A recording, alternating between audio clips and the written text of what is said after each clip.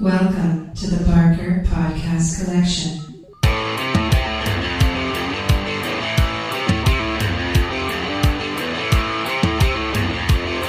I suck, you suck, I suck at Call of Duty.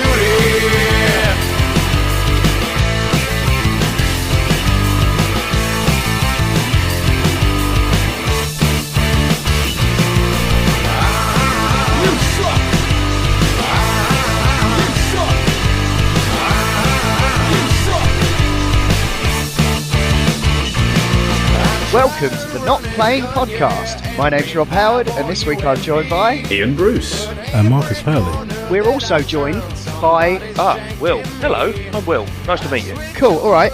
So it's been a while since we've talked about some video games. I'll go first because I've been playing a game that's kind of come out fairly recently, and that game is Pyre. It's a game by Supergiant Games. Have you played anything by Supergiant Games, guys? No. Can't say I have, no. Well, I may have done. Not that I'm aware of. Yeah, I've played a lot of games and not paid attention to who did them. But what else have they done, Rob? Do tell us. They made Bastion and they made Transistor before. I did play Transistor.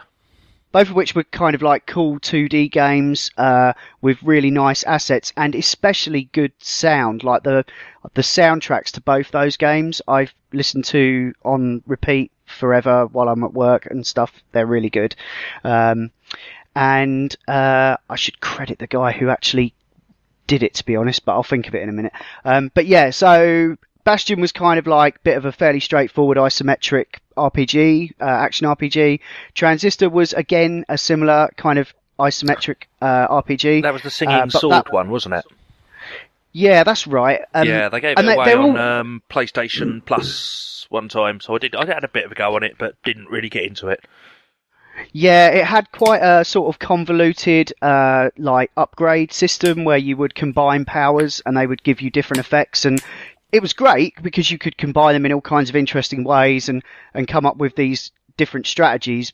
But ultimately, I just couldn't really get into that, and I think you needed mastery over that to kind of finish it, so I never quite got to the end. But I played for a good bit of it, and I enjoyed what I did play of it. But yeah, Pyre is kind of a different beast entirely because it's kind of a party-based RPG in that you have different characters kind of on this caravan that goes around this colourful landscape. But the actual combat action section of it is more like a sports game. So you have like your Pyre and the enemy Pyre, and you're kind of passing this ball around effectively, trying to get it in the hoop, if you like. And so you recruit these different characters as you go around, and they all have different strengths and weaknesses. Some are big and slow and strong. Some are like very nippy and fast. Is this Speedball 2? It's not too far off. If so, I'm buying it. It's pretty cool. Like I mean, yeah, it's pretty cool. And yeah, I've only played like 2 or 3 hours of it, but I'm going to play more. It wasn't very expensive, and it's just got such a lovely kind of art style and stuff. And as you go along, like you get to like go to caravans and buy and sell stuff, upgrade your team. They've got different skill trees. Each character, you can sub them out. I have to ask you to read. You get to go to caravans. Did you just say that?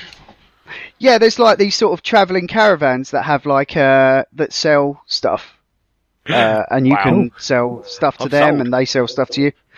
Yeah, it's pretty cool. When you say caravans, is it kind of like the one pulled behind a Land Rover that you're always stuck behind on the M11? Is it that style of caravan? Well, actually, in all honesty, it's actually kind of more like a snail. It's like a dude who kind of carries. Yeah, that kind. It's totally far out. All of the Supergiant games are all kind of like, they're really original, like thematically, and they're very much their own thing. They crib a little from existing stuff, but if you play a Supergiant game, you are definitely going to get something unlike anything else you've tried. So it's got that going for it. So does this get the Rob recommended? I think so. So far, like I say, I've only played a couple of hours of it, but I have enjoyed it. Darren Korb is the guy who writes all their music. The Nice. soundtracks to Bastion and Transistor are on Spotify, but the soundtrack to this hasn't come on yet. Oh no, it has. It's there now. Brilliant. I'll be listening to that tomorrow then. You heard it here first, listener. Excellent. Yeah. Except No. tomorrow will be several days ago. The joy of podcasts. Well, that's quite right. There are like sort of so far. There's only been one sequence that hasn't been like in that sports structure where basically I was fending off all these mobs coming at me. So I don't know if there's going to be anything more like that, or that was just a one-off. But I'm sure there will be. Interestingly, there is a head-to-head versus mode because it is a sports game, but it's not online. Apparently, they're not going to make it online either. It's just a couch co-op kind of local multiplayer deal. Okay. But it's there if you want. Cool. Yeah. Anyone else been playing anything? I've just finished something. Oh, sorry, no, Marcus, please. Okay. Well, I was just saying, I haven't really. I suppose I get mine out of the way because I haven't really been playing anything new. But I'm still slugging my way through Final Fantasy 15. I've rediscovered how to fight again, so the game's a lot more fun as opposed to me going, Okay. shit, what am I doing? How did I do this again? Why has he flown over to that corner of the realm? Oh wait, oops, I'm dead.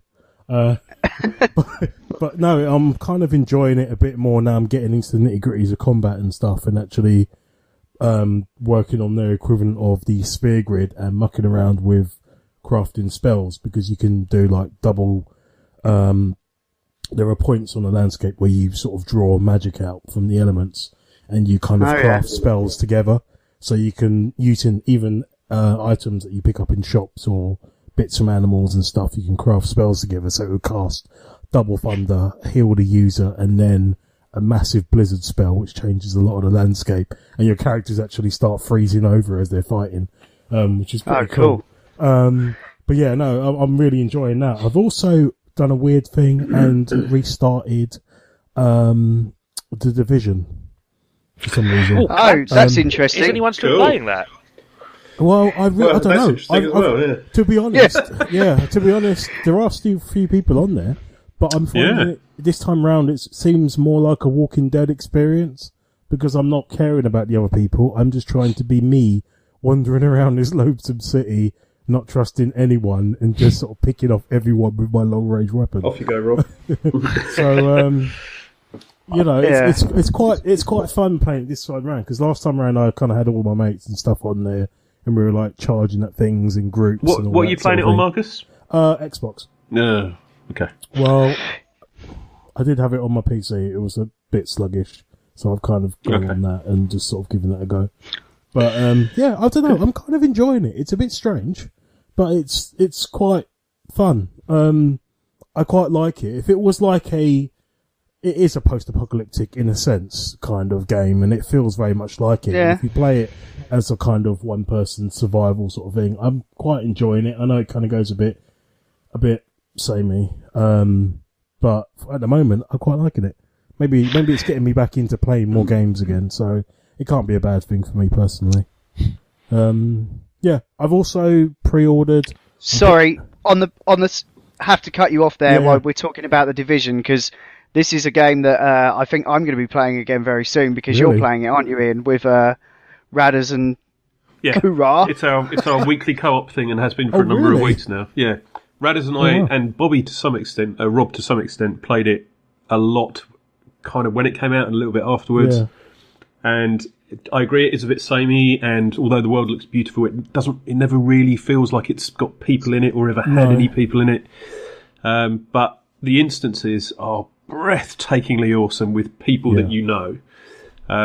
We even last week, I think it was the last time I played.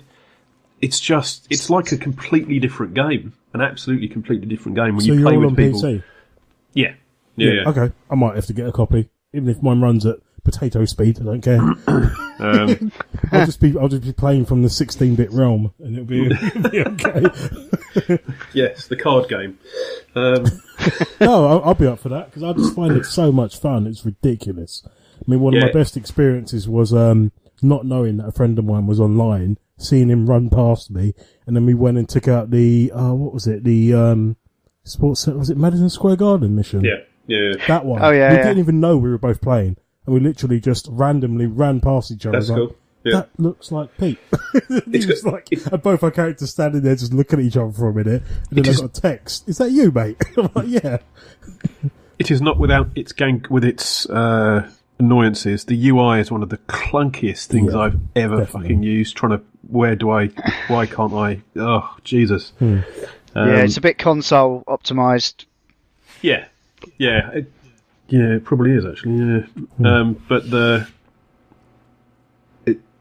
And most of the time when I'm playing it, I just think, why am I playing this? Why am I playing this? And then we'll get to an instance, and it's, this is why we're playing it. Yeah. And that's okay. That's enough. I mean, it's quite reasonably priced at the moment. I wish Titanfall 2 was like that. I wanted it to bring the little bit of fun that Titanfall brought, of groups of us going around in our mechs.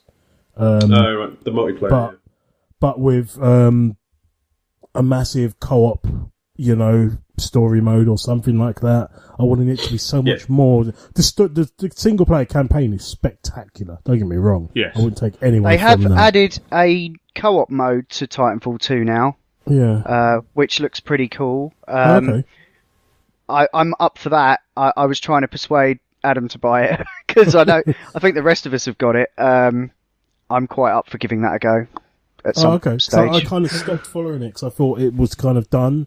I thought it was one of those ones where they kind of said, well, we've put everything into bringing you this fantastic single-player mission, and then it kind of goes off, and everything else is just card upgrades and, the usual DLC packs and everything else. And no, I listened to... There was an interview with the community guy at... what are they called? The people that make Titanfall. Those guys, Respawn. Anyway. Well, That's it. The community manager of Respawn, he was on DLC, and he said that they are going to continue to support the game. Oh, excellent. As long as people are playing it. So, oh, fantastic. yeah, so I expect there to be more than a few updates to that. So I'm kind of on the bench as far as the Division goes, because I couldn't make the first session, and I don't really want to play it on my own. So I'm waiting till these guys hit level 20, and then I'll be jumping in. Which I think will be next week, so it'll probably be the week after for you. Yeah, because I think there's some holidays involved. Cool. Will, you've been playing Horizon Zero Dawn, haven't you? I have indeed. I've completed Horizon Zero Dawn. I was thinking, I finished it just a couple of days ago. Played it on hard, and I must admit, I didn't finish. There's one corrupted zone that I just couldn't do. It's seriously challenging. It's not the very hardest setting. It was one down from that, so the one under impossible. And I'll tell you what, it really, you get your money's worth out of the game there. But what I would say, absolutely, the side quests were fairly so-so, to be honest. But the plot to the game itself, as you advanced it, got really quite compelling. So anyone that fancies a good story, I wouldn't bother. Trouble is, if you play it on hard mode, you have to do all the side quests, which are mostly boring. But for just a really good story game, I think that's. I kind of regret making it too hard for myself. But I loved it. Really impressed. Brilliant game. I'll How long did it take you? How long did it take you? Do you know how many hours you had on your last save? I didn't actually look. No, I'm afraid I don't know. It's not important. Quite a few. Yeah, quite a few. A lot of hungover mornings in front of the PS4, swearing at the same robotic dinosaurs, and wondering why I'm out of wire again. Yeah, I know. I tell you what, I kind of I think I put about 60 hours into it, and I've finished it since the last time we recorded. It took me a long time though, but I definitely I've seen the game. The benefit of that is that I've seen the game kind of improve in the same way that I did with The Witcher, because they've been patching the hell out of it as over since launch. And one thing they did really sort out is the inventory, because at first I was kind of picking up all this stuff and I didn't really know what to do with it. But since they sorted that out and they made it easier to kind of sort the valuable stuff from the shit you can just sell, that really changed it for me, because I was suddenly able to get enough resources to kind of get all purple stuff. Yeah. And from that point on, a lot of those tussles with the bigger beasts became a lot more fun and far less a war of attrition.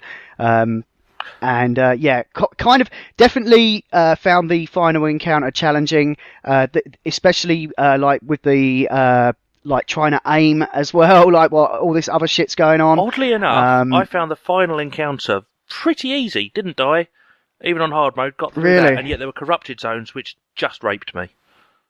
I didn't do all of those. Some of those were such higher level than what I was. Those things I that just dig underground and then just appear and basically just eat you. There was a corrupted zone with 2 of those, and I couldn't get past it. It was like they were like rock bastards or something they're called. The big birds as well. Like there's the little ones that aren't too much trouble. Once Thunderbirds, we'll call them Thunderbirds. Yes. Yeah. Those ones aren't too much trouble if you can rope them down. But there's that big fucking gigantic one. Yeah, the Thunderbirds. And that's okay. Well, was the problem? Stormbirds. They're called Stormbirds. I think that was close. Yeah, I know. Yeah, okay. Those were like really daunting at first, but eventually, like I'd be like running away from those things on the back of a horse, shooting things at it. I killed one, got its heart, got the upgrade I needed from that, and didn't do another. Or no, it's for the Hunters Guild thing. Yeah, I just got the Uber rope caster thing and just tied this thing down and just utterly decimated it with bombs and stuff, and it was really quite gratifying being able to like completely own those things once I'd kind of got all my better gear and stuff. There was a genuine satisfaction in taking robot dinosaurs apart. I'll definitely say that. There's an expansion coming out. I think it's been dated for November, and I'm going to go back and revisit the new robot dinosaurs. I'm well up for that. Yeah, I'm definitely getting that. I can't wait to play more of it, to be honest. I've also been playing another game. I've only just gotten into it, but I was a big Civilization 5 fan on the PC, and I've bought myself Civ 6, which is interesting. Slight change of pace. I'm trying to work out at the moment. I've done a few hours on it, not a lot, because I'm trying to work out whether, having played Civ 5 to death, it's actually a big enough step up to throw another 60 hours or plus into. And you know what? I still haven't decided. Have you played any of it though? Yes. I've got my British Empire coming into the an era. You know, I'm a couple of eras in. I've got a few cities going, and it just feels like I'm playing Civ 5 with a few mods. Yeah, the thing that they changed with that is they made the settlements like a lot more kind of micromanagey, didn't they? Where you're actually specifying what you've got in them. And that's the trouble. I'm not a settlementy kind of person. I'm a get my armies out there kind of person, or just get on with it kind of person. I don't want to micromanage my settlements. I'm actually finding that bit. I can only build this once I built this part. I'm actually finding that just a bit annoying. I'd like an auto build function, but I've not found that yet. I find that a bit boring. Oh, that's a shame. I see there's a free demo now, so that's quite cool on PC. If you well, that's it. I mean, the only thing to me is, I think if it was a brand new game to me, I'd be all over it. But having spent so much time on Civ 5, I don't feel it's a big enough step away to justify putting the same time into it all over again. Doesn't feel like a new game. It's still a good game. Right. Oh, they're exquisite. They're so nicely put together, these games, and I really like 5. I think I picked up 5 when it was all in a humble bundle or something. No, yeah. Oh no, I think I did. Yeah, it was really cheap anyway, so I just feel like I didn't get enough out of 5 to justify jumping onto 6 at that price. Yeah, it's along those sort of lines for me. I bought 5 years ago, spent a lot of quality time with it, but I don't think I think I may actually just hold out for 7, whatever. 7, maybe 12. It's inevitable. Oh, it'll happen. It'll happen. Oh, definitely. Yeah, they know how to make games. That and XCOM just get so much mileage out of those games. I've heard some interesting things on the XCOM side. Apparently, the Switch came, the Mario Plus Rabbids. Yeah. Is Nintendo's take on an XCOM clone. And from everything I've heard, it looks seriously interesting. I think that, the Skyrim remaster, and obviously Zelda, which I've not touched yet, may well get me a Nintendo this Christmas. If I keep up the big commute, I've watched all the telly backlog, I may get a Switch. Yeah, I'm kind of feeling that way myself. Has anyone seen a Switch out in the wild yet, though? I genuinely haven't seen anyone using one. I've seen one in, like, CEX, but never someone using one. I saw one on the train, and we've got one at work, but I've only played it once, but mostly because they haven't got any good games for it. They've just got Bomberman and something else. Hang on. You just said there aren't any good games. Well, I do mean, not know how Bomberman's a much classic, of but I mean- yeah, I spent a lot of time in my youth. I think you've got 4 mates sitting around. You could play Bomberman if you had Yeah. 4 switches. How much tech are we talking here for 4 people to play Bomberman together? That's about £1,000. Oh, yeah, something like that. You need like a couple of those pro controllers to wire into it, I think. The word "ouch" springs to mind. Yeah. Yeah, that's the whole thing. Mostly is that right now there's like one game for it. It's like a Zelda machine, and Well, there's a new Mario. There's a new Mario on the way. There's Mario versus Rabbids and the Skyrim remaster. Just to be able to get on the train in the morning, do my hours commute, and have an hour of Skyrim. I've done hundreds of hours in Skyrim, but I'll go again on the Switch. yeah, no, it's definitely worthwhile if you've got a commute. I could probably justify one, but I managed to have other things to do. So right now I'm not that desperate, but we'll see how it pans out. Tune in to not watching. Yeah, yeah. I've been playing some other things. I finally got round to What Remains of Edith Finch, which Ooh. I thought was fantastic. Is that one of the walking Excellent. sims? That looked good, actually. I was tempted to get that myself. Yeah, I won't spoil anything, and I know Ian was reluctant to go into too much detail either, But but I will say Do you see why? I do see why. I've got a couple of thoughts though that won't do you spoil find anything. out the answer to that question though? Uh, Well, that would be a spoiler, though, wouldn't it? I suppose, yeah. Or what, even to say Yeah, yes I- or no? Oh Yeah. my! oh well. Yeah, we'll I leave think that there. so. I think so. But I mean, to be honest, even if all I'll say is that in those 2 hours, that's how long it took me. There was probably more ideas in there than I think in the past 2 years worth of games that I've played. Wow. That was my one walk away from it. And yeah, just incredible use of like monotony in some cases. I really can't say anymore. No, it's a but that's difficult game, isn't it? Yeah. It's Sounds difficult like to say that anything bit- about. incredible use of monotony is the sort of thing that puts me off a game. I have to. If you're using the words that Yeah. you're intending to, if someone says the game has an incredible level and incredible uses of monotony, I'm kind of dialing out at that point. Which is a shame, Yeah. because it is one of those games where to say anything about it would lessen the experience Yeah. for anybody who wants to play it. How long So, is the Yeah. game? about 3 or 2 4 hours. hours. You see, that's not so I bad. spent 2 hours. 'Cause the thing is, I look at a game these days, and I look at a 30-hour experience. So it's basically you're saying it's a long film. It's the length of a long film. Yeah. I'd also argue Yeah. that for most games, for a lot of the games that are 20 or 30 hours, you would get more experience in your time for Edith Finch than you would, say, in Titanfall. Titanfall, Yeah. great game, really good, but it's a lot of the same shit over and over again. Yeah. Edith Finch, Yeah. in 2 to 3 hours, you get all of that in 2 to 3 hours, and there's no lots of, I've got to run over here again, or, killing more shit. It's a very concise and beautifully crafted game. So does the word? Yeah. So Is the word monotony So it's- right? 'Cause it's that's an what actual- puzzles me. yeah. No, sorry. That let me just defend that point. We're talking about probably 1/10 of the game, but it was my favourite part because of the comment it was making, and so that probably isn't what I should have come out the gate with. Right. What I no, should So have come out it the has gate a commentary with. on monotony rather than it is monotonous. No, Yeah. I think Yeah. he meant the monotony. The monotony is a feature, much like how it was used in Groundhog Day or something like that. Probably without spoiling it, because he said it was a good use of it Right. in one section. Yes, so I it's- imagine Yeah. this, It's not I a imagine monotonous this- game, but it does No, play on gameplay expectations. Yeah, I used to play monotony I'm with my looking forward sister. to it. I was always the top hat. Sorry. Boom. Well, Yeah, no, but what I just want to say is to call it a walking simulator is to do it a great disservice. Yeah. Even the bits where you are walking, it's still just taking it in. It's such a dense game, it's and an just interactive taking it all story in. Experience. Yeah, it's I so would suggest cool. it's a family simulator, but even that is probably saying too much. I think walking simulators used as a bit of a disparaging term, to be honest.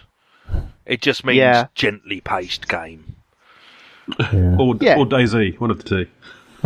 Yeah. Yeah. Something like that. And while on the subject of Edith Finch, I wanted to mention the other game by Giant Sparrow called the Unfinished Swan. And I also played this because it was very cheap in the PlayStation sale. Oh, that's because they gave it away for free about a year ago. Yeah, probably. But that was also really good. I think I almost liked it slightly more than Edith Finch, actually. And the way that game starts is you load it up and it's just a completely white screen and you can't see anything which way to go, but you have the ability to lob a paint somewhere.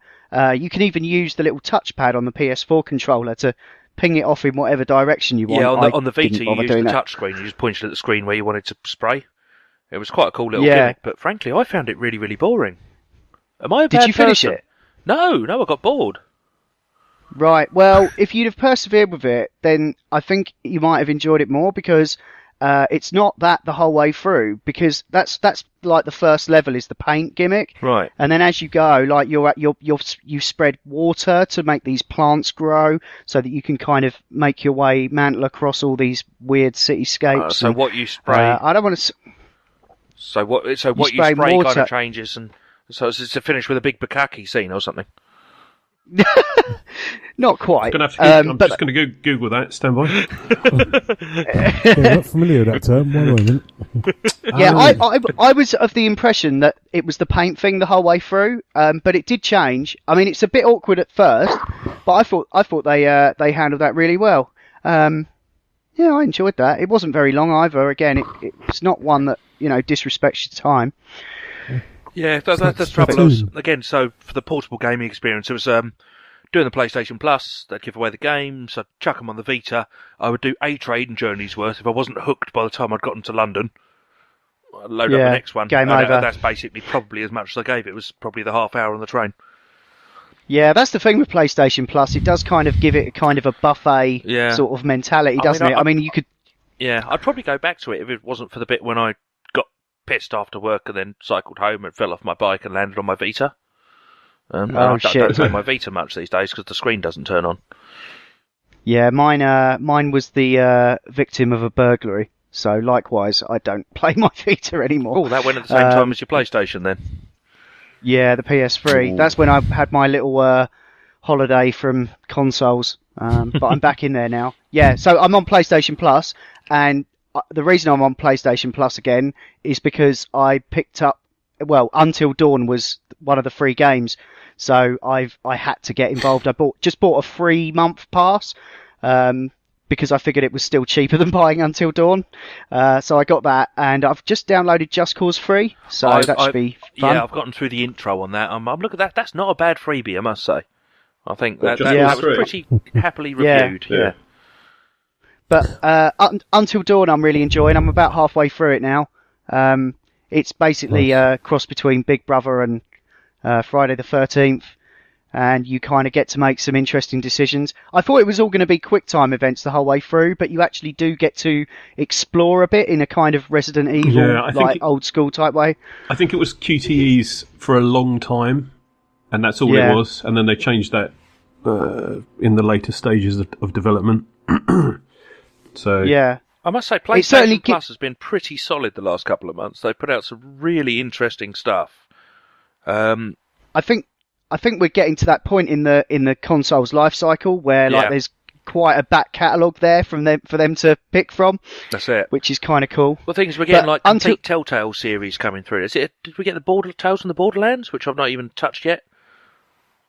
It was got the Game of Thrones one. I think that was in there. That was it. Thank you. Yeah, which wasn't bad. I played that on the phone as it came out, but yeah, the trouble is I'd rather play that on the Vita if my Vita was alive. It's the sort of thing I'll do on a commute. Yeah. It's not the sort of thing I'll sit on the sofa in my living room and do. Yeah, no, it's good for that. Although I will say, I do tend to find myself nodding off on the train with some of those games. I like something a little bit more involving. But yeah, the other thing about Until Dawn I just wanted to say is that it might just be a PlayStation Plus thing, but I definitely noticed the frame rate was a bit cack, and there was just a bit of an uncanny valley thing going on there. I don't know whether it's because it's actual actors that I know from TV, Rami Malek from Mr. Robot's in there, and the cheerleader from Heroes. But yeah, it definitely felt like if maybe they'd save the money on the Hollywood talent and put a bit more money into optimization. That might have been a better way to go, maybe. But again, it could be because it was a game that came out before the PlayStation Pro. That's what I meant, PlayStation Pro, not PlayStation Plus. And apparently there's a boost mode on the PlayStation Pro that I can use, and I'm going to try that next time. And it's not all the time. Yeah, I've got a Pro. Yeah. Look at you. Well, it was a bit of an investment. I figured I'd probably get a 4K TV within the year, which is still on the cards if I ever get somewhere that I can put it. Nice. So, yeah. Until Dawn, definitely cool. Very cool game. Worth going back to if, there's nothing taking your fancy right now. Cool. Anyone got any other games? Yeah, I've just clicked, I've just been on the Xbox store because you reminded me about giving away games, and I was like, I've not looked at their free offerings, and I've just downloaded the original Bayonetta because they do the Xbox 360 backwards compatibility. I've got the PS3 version, but the Xbox 360 one was supposed to be the better version, so I've just downloaded that, and I'm looking forward to that because it's from the original Devil May Cry games, and it was actually really good. For what I remember. I've heard good things about it. A lot smoother. Yeah, it's a good game. I can't possibly comment on how good it is, but well, no, yeah, I have played the original. I didn't quite finish it, but it was Rob obviously has no bias or injunction towards this or any inkling one way or another. I didn't bring it up. I didn't bring it up. But I played it on PC and I found it hilarious that the load screens, like that was a feature of the original game, was the load screens. You could practice your combos. On the PC, you don't really get a chance to press anything. It just loads the scene like immediately off a solid state drive. So it's quite fun. Bayonetta's cool. It was one of my favourites sort of way back, and one of my favourite characters as well. I just like the idea of playing a demon witch and the enemies are like angels, but they're like birds. Like literal, like they all look like weird doves and creatures and horrible upside down headed dragons and stuff. So it's a nice little play on the way you play it, and I quite like that. It kind of reminded me of the whole weird Neil Gaiman world, and I thought that was quite fun. Yeah, it's very cool. Another thing, so not one I've been playing, but a bit of news. So we did the whole E3 podcast and sort of went through what was exciting about that, but there was a bit of news I missed. That's actually got me genuinely excited. I'm really looking forward to this. Did any of you guys ever play Buzz on the PlayStation or the Buzz games? So I heard about that. So they were games. They came with their own controllers, right? So you buy Buzz, and it would have these 4 controllers, like it'd have 4 different coloured buttons, and then just a buzzer at the top. And it was a quiz game. So you'd use one button to buzz in if you knew the answer, and you'd play. It was couch co-op. It was a proper social game. So, 4 players all line up, and you could play sofa versus sofa online on the later ones, but they did them on PS2, they did them on PS3, and when the PS4 came out, I thought, when are they going to do Buzz? I'll keep my Buzz controllers. I've still got them in a box just over there, actually. And then, I think it was Revolution, or something was the name of the software company, and they went down the pan. So, no Buzz for me. But when Sony announced their new system about the smartphone controlling social stuff they're doing for PlayStation. Can't remember what it's called exactly. Oh yeah, is that Play Gear or Play something? I know what you mean. Yeah, something like that, definitely. But so a new development studio has sort of appeared out of nowhere. And yeah, they're called Snapfinger Click. And they're mostly made up of the ex-Buzz developers. So there's a new game coming out on PlayStation in November, which will be a proper social quiz game. So if you've got mates around, they can play it. You don't need to buy the controllers, which was a major problem for the Buzz game, because you needed the custom controllers, because you just you use your smartphone, and your buttons appear on the smartphone, and you press that, so you can have up to 8 players, all sitting around doing this quiz game, and it's apparently going to be like the biggest quiz game. There's going to be 9,000 unique questions at launch they'll be adding to it. And I think this sounds really cool. So turning sort of the PlayStation and the side of things into a proper social game. I'm really excited. That sounds like a great thing we could do, were we, for example, to have a barbecue at your house, Will, and then play that like in your cabin or whatever It's That'd be wicked that to sort of do. thing. It's that sort of thing. Yeah. But quiz games in cool. the shed, that style of thing. Yeah, I'll hold you to that. There's been a few other bits of news. Might as well touch on. Lawbreakers, the new Cliff Blezinksi joint, multiplayer shooter. We're all playing that, aren't we? Yeah. No, we're not. No, we're not. We're not playing it. Basically, and not a lot of other people are either. So well, that's apparently, the problem is because they call one side Law and the other side Breakers. That's the two team names apparently. And you know what? At that point, I've kind of switched off. I like the idea of the zero gravity fighting bit, so you're all doing normal, and then you get into this central bit in the arena and it all goes zero gravity, and that sounds kind of fun. But yeah, I've got Overwatch. Yeah, this is the problem. It's Overwatch and I think Battlegrounds have just got the mind share at the moment, and they made it. It was originally going to be a free-to-play game, I think, but they went no, like those online shooters are big business. Let's make it a paid premium game. Like, so I think it's not 40 quid, it's 25, but that's still a barrier to entry for most people who might have given it a shot. Well, that's the price I buy the games at in the first place, to be honest. I wait till things drop to that price point. Yeah, that's right. That sounds fair enough. But yeah, bit of a shame there. It's not looking good. And normally this is the time when the player count's supposed to be at its highest. So it's probably only going to get worse. Yeah, makes sense. Oh, summer holidays just released all of that stuff. Yeah, pretty much. I'm personally quite chuffed that there's a new Hearthstone expansion dropping tonight. The Frozen Throne. This is one of those ones where they actually deliver the solo adventures that unlock the cards rather than just releasing a ton of new cards into the game. And there's also a new mechanic that I think several of the new cards have, which is where it's like a drain life thing, in keeping with the whole Lich King thing. Basically you get to heal the same amount of damage that you're doing. So that's cool. They've been running a lot of stuff to encourage people to play more in the lead up to this. Like they've been normally to play Arena, it costs gold, in-game gold, and they've just been giving people free passes on that to people to generate gold. They've been increasing the XP rewards. So I've now got like nearly 5,000 gold to spend on this thing. So I probably won't have to pay a penny to get the new decks and stuff. So I'm looking forward to seeing what the new meta is like, and mixing up my game, maybe going for a different class, because I'm running Hunter and Rogue at the moment. So you see, several viable decks for that. I dabbled with Hearthstone very briefly, but I found when I was at home I'd play something else because I was at home and had a PlayStation in front of me. And when I was commuting on it and again getting the train into London, which when I do the other bit of my gaming, my signal kept dropping, so I'd just be defaulting the games. So I found it quite. I've not gotten into these online card games just because I'd rather be doing something else. Have you guys been playing at all? Marcus, Ian? I started playing Hearthstone as well, but I dropped out for similar reasons.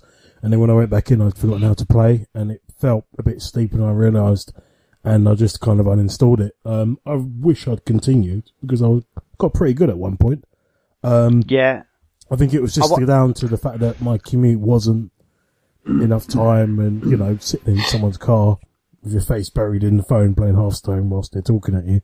It's not really sociable, likely to get you thrown out somewhere in the old roundabout. Particularly when you're a taxi driver. Yeah. To be honest, it's the most... To be honest, I'm kind of... Yeah, I'm looking for one of those sort of games that I can play on my phone and works really well, but I don't have that long a commute at the moment. Who knows in the near future or whatever.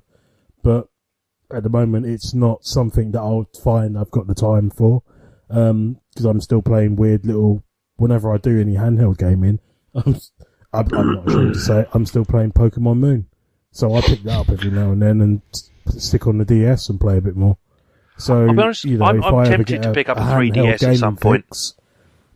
I think they're really fun. I mean, me and Suze are going to pick up a copy of Mario Kart and have odd battles across the flat at one point.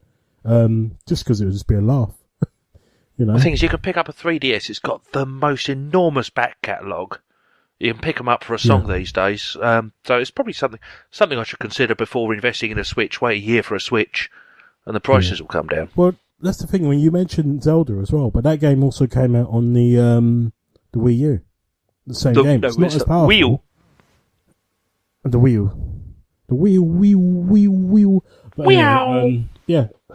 But I don't know. But I just find that I'm struggling to find games. I mean, I was tempted to even go back and get an old Vita or something like that, just so I could play some of the older games. There's some brilliant indie games available. Most of the PS4 indie games coming out are also on the Vita, which makes it a brilliant travelling companion. I may well replace my Vita at some point. I've seen a few Square Enix games coming out on the Play Store.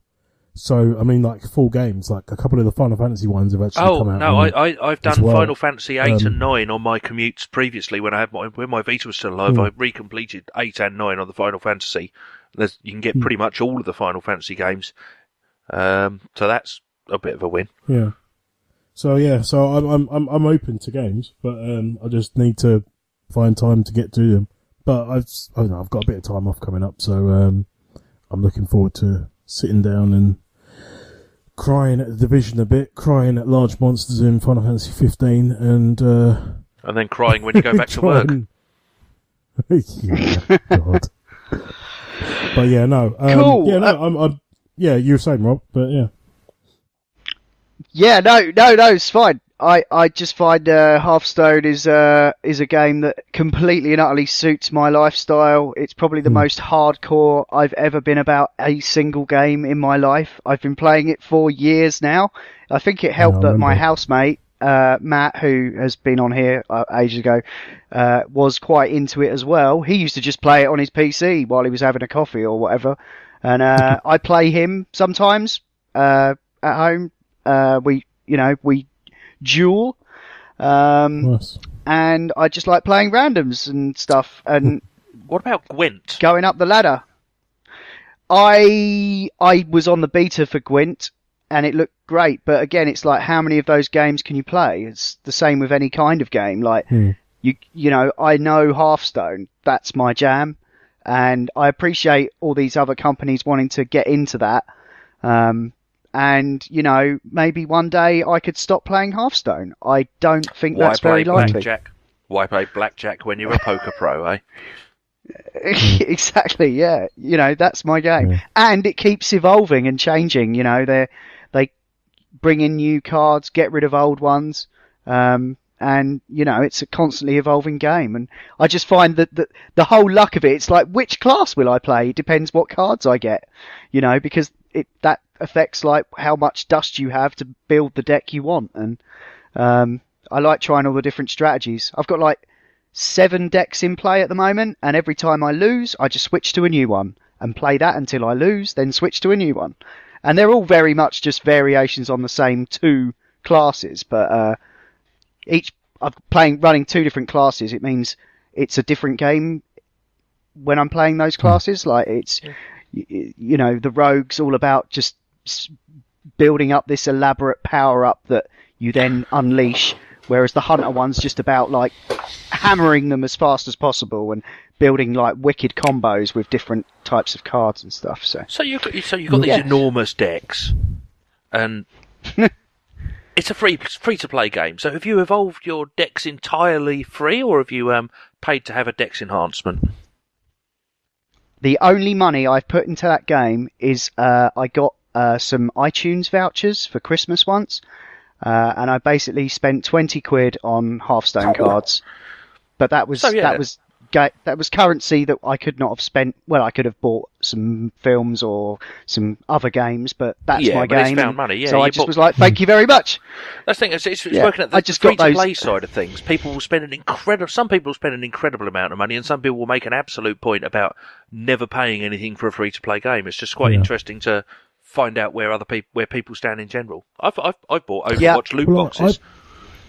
That's the thing. The wife couldn't hear me. Yeah, I always find that with free-to-play games, you kind of feel I think it's kind of justified if you want to spend some money on, because you think how much you would drop on a game anyway. And then you add on DLC and everything else. So if you feel as though you've got a limit to what you feel the game would be worth if you bought it outright, say like 15, 20 quid or whatever, that's fine to spend on it, because you're kind of, in a sense, buying the game then, in whatever small packs you buy or whatever that might enhance it. But, that's what I genuinely think. I'm not one of those people that think, oh god, it's free to play, but there are so many hidden money transactions and everything else. You don't have to use it. You could grind the game. There are some that purposely block off the game, and you're left trying to, pay for just to play it rather than pay to win, which I think is terrible. But yeah, it's been a controversy this week actually, because it was announced that Shadow of War is going to get loot boxes.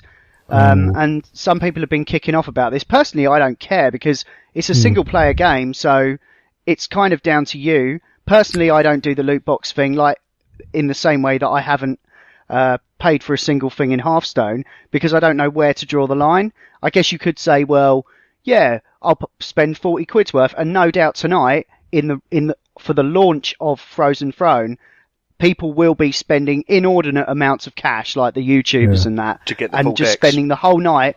Yeah, and people will just be opening packs of cards all fucking night.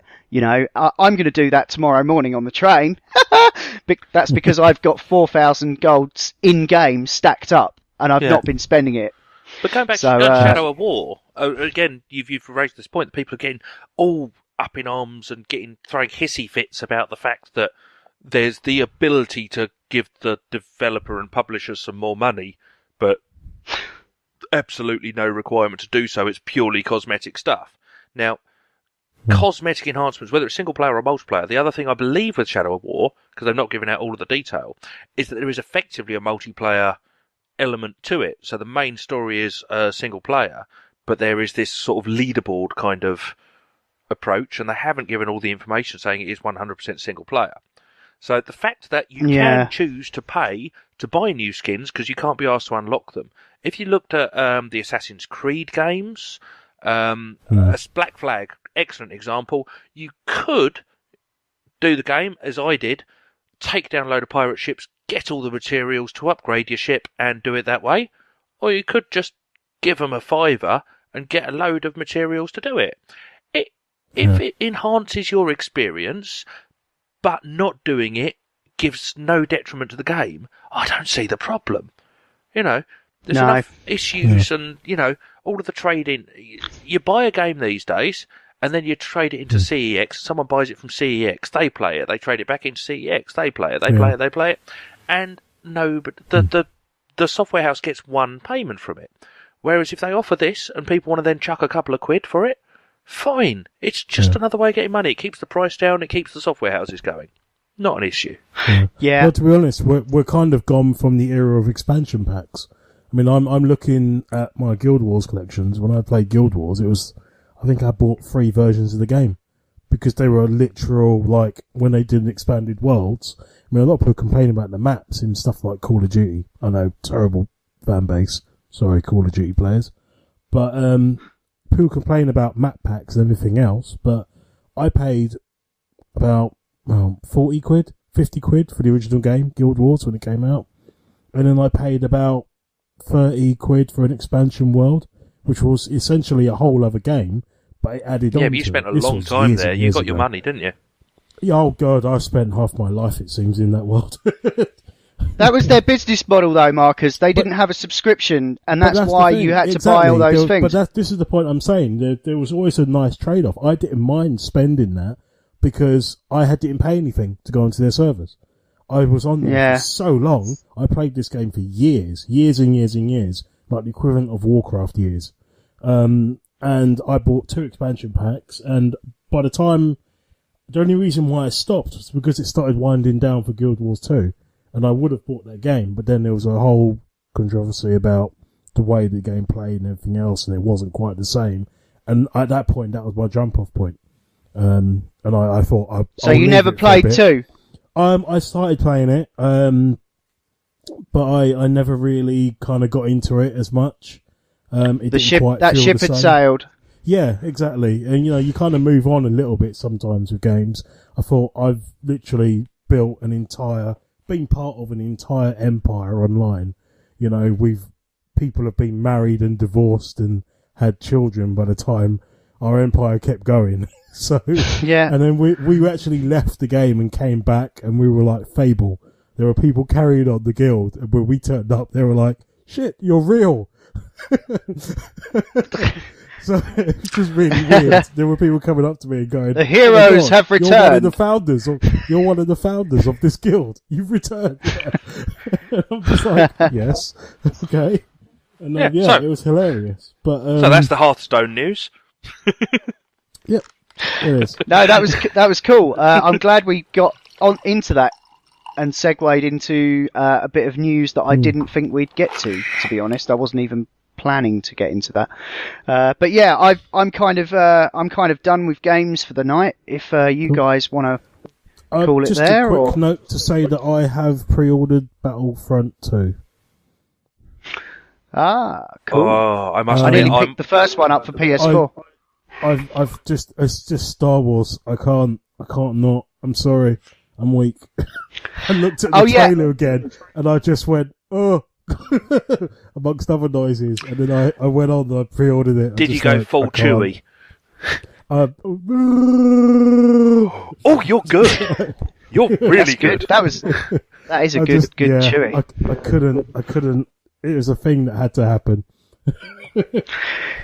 Yeah, while we're talking about Star Wars, actually, and this is not a video gaming thing necessarily or at all, but I have bought the books for Edge of the Empire, which is the Star Wars pen and paper RPG that I will be partaking in at the next Rise event in Chelmsford. I'm taking part in a 6-hour game there, and I've bought the books with a view of actually running my own campaign later in the year.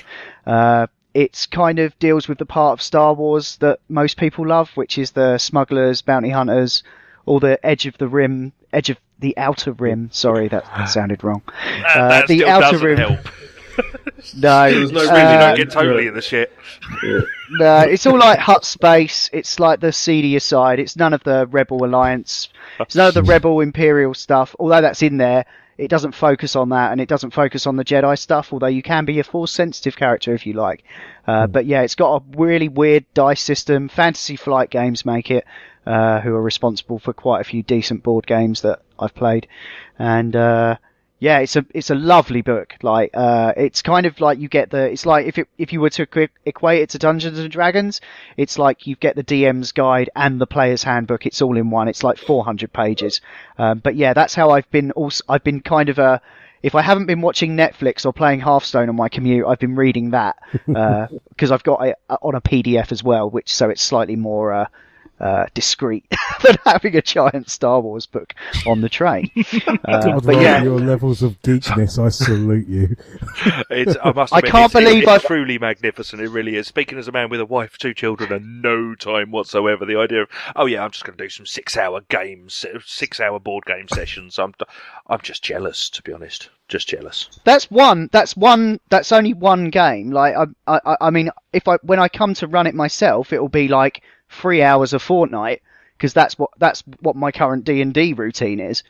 But I love playing that kind of stuff, and I tell you what, since I've found myself with less time to sit down and play like proper video games, being able to kind of immerse myself like at lunch times in that, and also it's the Star Wars universe, man. Like, and being able to read like stat blocks for the YT 1300 light freighter, otherwise known as the Millennium Falcon, like, just being able to geek out on that, it's just fucking wicked. You just did. And the possibilities that I can put into a game with the guys that I play with, who are a tremendous like bunch of guys. Geeks. You know, yes. But you know, our D&D nights have kind of evolved from like, you know, bringing a few tinnies and a packet of crisps to like elaborate cheese and wine nights almost. Like we're getting really quite I don't know, a little Old. bit excessive with it, probably. Yeah, I guess we're all getting old, yeah. So You're moving but that's from the thing, you know. Foster's to Port. Yeah, well, not quite that far. But I just love it, theatre of the mind and all that, and the possibilities are endless. And all you need is some paper and some dice. And, I think it's great. I think it's what keeps your imagination going. It's what keeps you grounded as a human being off in a fantasy world. And yeah. I think Living it's in a great. fantasy world's perfect for keeping you grounded, I must say. It's better than Well, this you know, one, it's. I mean, I used to play with Ian. We used to play some Cthulhu stuff, didn't we, back in the day? Sure did. I'd love we to might get have- into that. We might have played for 48 hours once. Yeah, and had campaigns that ran for 2.5 years and stuff. So Yeah, I think I jumped in at the end there. I was only doing that for a few months at the end, and by then everyone had gone fully mad, and I was like, "What's going on?" Please tell me you called it World of Lovecraft. No, it was it was Call of Cthulhu. Yeah, Excellent. great stuff. Sorry, yeah, I've just digressed there massively, but you know, it's games, and I've always wanted to kind of cover that stuff on here, but I wouldn't want to bore you guys to tears, but you know, it's In other games news on my side, I've got a new Yahtzee set. all right. This has been the Not Playing podcast in partnership with notlistening.co.uk, where you can also hear myself, Marcus and Ian talk about movies and TV on the Not Watching podcast, and Adam, Ash and Will talk about all manner of funny things on the Not Listening podcast. You can email us at notplayingpodcast@gmail.com, or you can tweet at or follow us on Twitter at notplayingpod. You can find the show notes for this show at notlistening.co.uk, and if you're listening to us on iTunes, then please do give us a review. Anyway, that's all for now. Thanks for listening. See ya. To agree 'cause I suck. I suck